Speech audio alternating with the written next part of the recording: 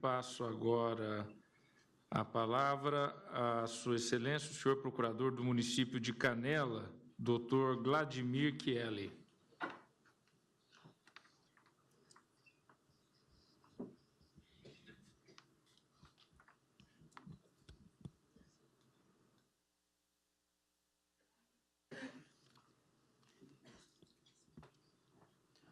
Excelentíssimo senhor ministro Dias Toffoli, quem cumprimento pela iniciativa e saúdo. Saúdo também o eminente procurador da República, doutor Humberto Medeiros. Saúdo também os expositores que se fazem presentes nessa audiência pública e os demais colegas e trabalhadores desta área importante da saúde. Evidentemente, a posição do município de Canela converge com a posição aqui adotada pelo Estado do Rio Grande do Sul, através da doutora Fabrícia, e também com a maioria dos depoimentos que foram aqui prestados. Mas é importante colocar duas questões fundamentais que norteiam essa situação. Uma de natureza processual e jurisprudencial, e a outra questão propriamente do mérito. Aquelas imagens que nós vimos ontem em rede nacional, e as imagens que foram trazidas aqui pelo presidente do CREMERS, elas certamente serão exponencialmente agravadas, caso a pretensão do CREMERS efetivamente se concretize nesse processo. E as questões de natureza processual, elas precisam ser abordadas de forma pontual e objetiva. O CREMERS, na ação e no recurso extraordinário que encaminhou ao Supremo Tribunal Federal, ele aponta que a decisão de um outro processo do município de Giruá determinou que é inconstitucional impor aos pacientes a triagem prévia em postos de saúde antes da internação pelo sistema SUS, podendo o paciente ser diretamente internado, conforme prescrição, por médico de sua confiança e ser atendido por este durante a internação. Essa é a alegação do CREMERS para justificar a posição mantida da própria diferença de classe, que é um termo, uma expressão que se contrapõe ao sistema SUS igualitário e universal. Contudo, a decisão de Giruá não retrata este posicionamento do CREMERS. No recurso extraordinário 596445, deste município de Giruá, de 2010, há uma decisão singela do ministro relator, na ocasião, Celso de Mello. Diz ele, o direito à saúde, como está assegurado no artigo 196, não deve sofrer embargos ou embaraços impostos por autoridades administrativas no sentido de reduzi-lo ou de dificultar o seu acesso. É evidente que, neste sentido, do processo de Giruá, ele se reflete através de decisões do processo, recurso extraordinário 261-268, que também foi abordado aqui anteriormente, e tem origem no processo, no recurso extraordinário 226-835, do ministro Ilmar Galvão, da relatoria daquele ministro, que tratou de uma situação pontual onde o impetrante, conforme acordo do Tribunal de Justiça do Rio Grande do Sul, o impetrante, como comprovam os autos, necessita de tratamento diferenciado e disso não resulta maior ônus ao SUS. Diz ainda o acórdão referido, portanto, tendo o impetrante direito subjetivo e institucional à saúde, por ser portador de patologia diagnosticada como colectomia total por colite isquêmica, mostra-se violador do seu direito líquido e certo a negativa de internamento em quartos privativos, em quartos separados, em acomodações diferenciadas. Neste sentido também, o recurso extraordinário 261-268-5, da relatoria do ministro Moreira Alves, que cita esse dispositivo, que cita essa decisão, dizendo que a diferença de classe ocorreu em razão das condições pessoais do doente, que necessitava de quarto privativo para a continuidade do seu tratamento. Então, nós temos, eminente ministro, nós temos uma situação processual que diferencia completamente da situação coletiva. O que está se fazendo, ou pelo menos o que é a pretensão do CREMERS, é que uma exceção se torne absolutamente regra geral no país.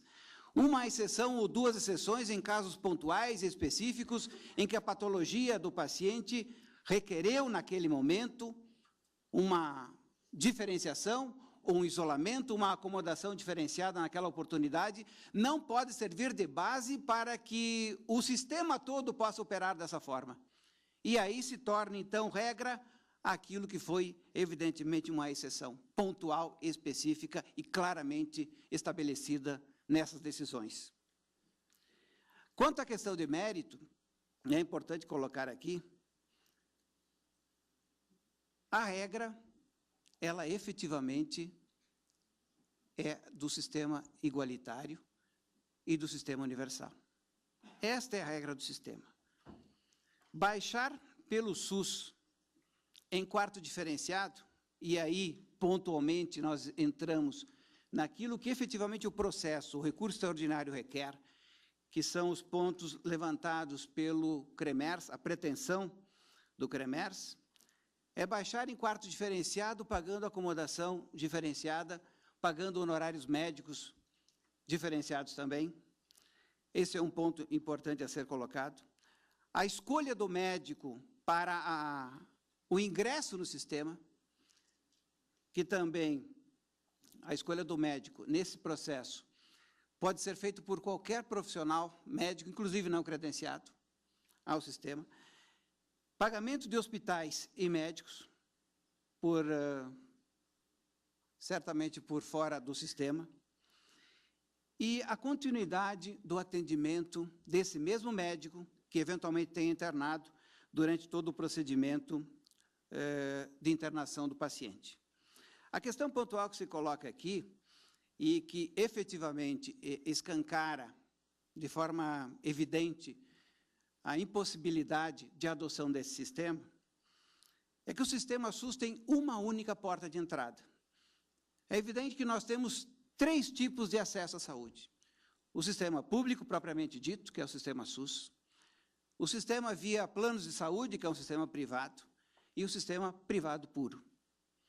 Quando nós buscamos tratar a questão da diferença de classe através do acesso por médico não credenciado no sistema, nós estamos querendo que o SUS faça, inclusive, aquilo que nem próprio sistema privado faça. E o sistema privado, nos planos de saúde, requerem obrigatoriamente o credenciamento dos profissionais médicos para que aquele sistema de saúde privado possa atender o seu cliente. E também o seu cliente, ele deve obrigatoriamente ser atendido numa determinada rede credenciada pelo sistema privado de planos de saúde. O que nós estamos querendo fazer com o SUS é justamente nem mesmo seguir aquela possibilidade, aquele preceito prévio estabelecido pelos planos de saúde. Ou seja, a porta de entrada do sistema, que hoje é efetivamente a unidade sanitária, que é efetivamente a emergência, vai deixar de existir. E fazendo até uma figura imaginária de um cartoon ou de um eventual desenho, nós poderíamos pensar assim, imaginar um hospital com a sua entrada, cuja fila quilométrica perde-se de vista, e do lado do hospital, uma porta com um tapete vermelho, de preferência azul, né, procurador? Um tapete vermelho, com um veículo importado estacionando, o motorista descendo e pedindo a gentileza do paciente entrar pela porta lateral do sistema. Ou seja, nós estamos efetivamente instituindo, caso a pretensão do CREMERS efetive, nós estaríamos instituindo o fura-fila, o privilégio de entrar pela porta lateral. Aquela situação de, como foi referido aqui, de retorno a 20 e tantos anos atrás, quando se tinha a carteirinha do INAMPS, se podia ser atendido pelo vínculo trabalhista, vínculo empregatício. Não havendo a carteirinha do INAMPS, era justamente o tratamento de indigentes que se tinha no passado recente. E o sistema SUS igualou a todos.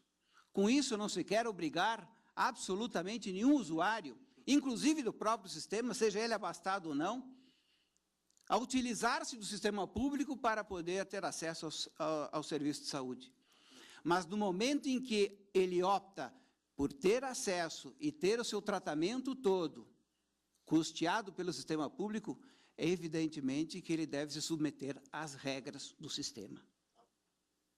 E as regras do sistema, eminente relator, estão claramente definidas, não naquela portaria do INAMPS de 91, mas no Decreto Federal 7508, de 28/6/2011, que trata especificamente da porta de entrada do sistema SUS para justamente estabelecer os níveis de igualdade e universalidade no atendimento, juntamente com a gratuidade. E o que diz esses dispositivos? O artigo 8º diz: o acesso universal igualitário se inicia pelas portas de entrada do Sistema Único de Saúde. O artigo 9º especifica quais são essas portas de entrada. As portas de entrada do SUS são 4 itens, mas 2 podemos destacar: a atenção primária e a urgência e emergência.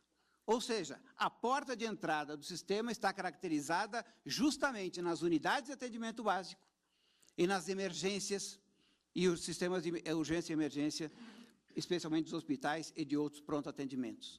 Esta é a porta que nós devemos utilizar para entrar. Qualquer cidadão pode ser atendido pelo SUS, sendo ele abastado ou não, desde que observe a regra de quem tem autorização constitucional para tal. E quem tem autorização constitucional para tal? Está lá no artigo 197 da Constituição Federal. São de relevância pública as ações de serviço de saúde, cabendo ao poder público dispor, nos termos da lei, sobre sua regulamentação. E o 198 estabelece o sistema hierarquizado e regionalizado do sistema único.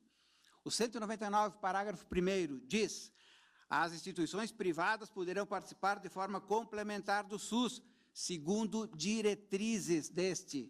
E as diretrizes estão claramente dispostas, eminente relator, no Decreto Federal 7508.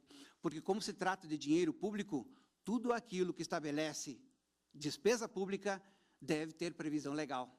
Não se pode simplesmente ignorar a necessidade de previsão legal, e ela está estabelecida nesse decreto como o acesso universal. O artigo 11 deste mesmo decreto federal deixa claro: o acesso universal e gratuito será ordenado pela atenção primária. Ou seja, primeiro ponto, primeiro objeto, primeiro elemento desta fila, desta sequência, deve ser observado na unidade de atendimento básico. E é também uma falácia, encaminhando já para o encerramento, é também uma falácia dizer aqui que o SUS não terá custos adicionais com o pagamento da diferença de classe. É uma falácia e uma forma astuta de se poder trabalhar a matéria. Porque se hoje nós temos 150 milhões de brasileiros que dependem exclusivamente do SUS, e uma população de 190 milhões, significa que 40 milhões ou utilizam o sistema de plano de saúde ou utilizam o sistema privado. Nós estaríamos com parcos recursos que nós temos hoje, trazendo para dentro do sistema mais 40 milhões de usuários que poderiam, como podem hoje, pagar pelo seu próprio tratamento. E esses 40 milhões de usuários adicionais, ainda com todas as regalias e privilégios para o pagamento da diferença de classe, que também contrapõe diretamente com essa questão da igualdade e também, sobretudo, da universalidade do atendimento.